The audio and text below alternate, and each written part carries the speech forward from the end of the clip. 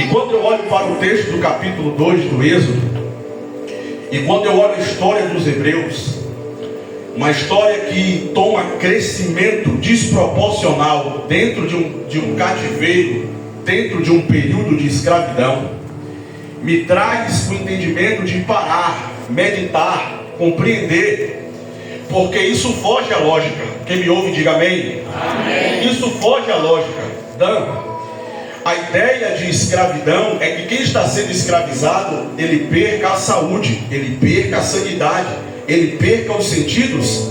E a ideia de quem é escravizado é chegar num ponto de morte ou de invalidez, quer seja física ou emocional, pastor. Mas o contexto do povo hebreu sendo escravizado no Egito é diferente. Porque quanto mais o povo era escravizado, apanhava, tinha que trabalhar mais, a Bíblia diz que mais o povo crescia e se multiplicava. Então o contexto de escravidão na terra do Egito foge um pouco à lógica. Eu imagino o faraó sentado no trono, observando toda aquela estrutura, observando todo aquele povo sendo escravizado, e ao invés dele receber a notícia de alguém dizer: Faraó, a gente precisa invadir, tomar aí alguma nação, algum povo, porque os escravos estão diminuindo. Pelo contrário, alguém bate na porta de Faraó e diz assim: Faraó, tu não sabe o que está acontecendo. Esse povo, quanto mais tu oprime e escraviza, mais esse povo multiplica e cresce. Eu entendo que a escravidão fugiu da lógica justamente porque o contexto não é de miséria. Apesar de nós olharmos e vermos um povo trabalhando de forma forçada, sem horários e sem uma regulamentação, mas um povo que trabalha forçado, porém o contexto é crescimento. Se eu entendo que um povo que a gente chama e diz que está sendo escravizado passa a crescer, eu observo que a escravidão daquele povo não impediu que a promessa de Deus que estava sobre a vida de Abraão, de Isaac e de Jacó funcionasse ou pudesse ser executada. A escravidão, o sistema de governo do Egito, não impediu que a nação hebreia crescesse e se multiplicasse em terra estranha. Tem alguém aqui que acredita em profecia? Porque eu tenho uma profecia para liberar para o seu coração aqui esta noite.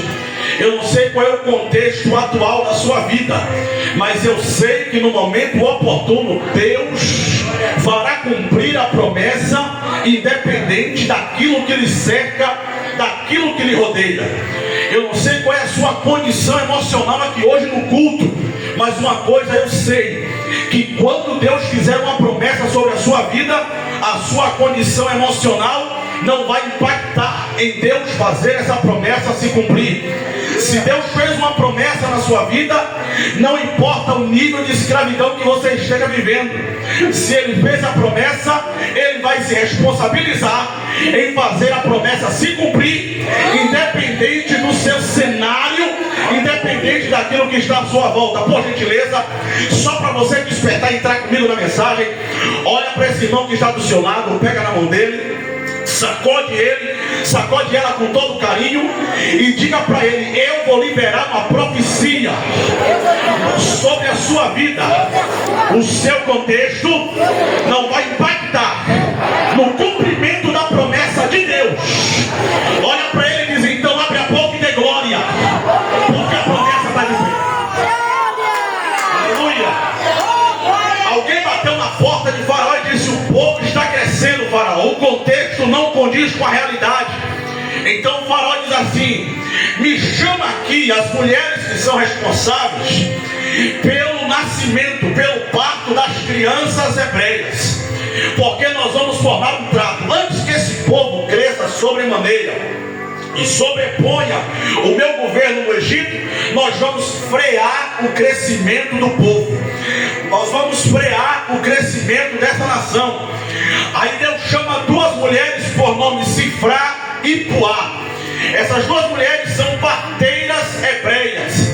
Aí Faraó chama essas duas mulheres e diz para ela: olha, o povo de vocês está crescendo demais. o seu povo está crescendo sobremaneira, eu não estou tendo controle sobre o crescimento, aleluia, do povo hebreu.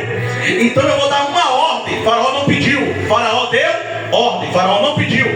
A ordem de Faraó para aquelas duas mulheres foi: quando vocês chegarem no momento do parto, que a criança nascer, se for menina, deixa viver, mas se for menino, mata no mesmo instante.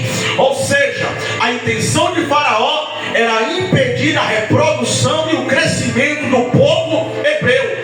Então ele entendeu que para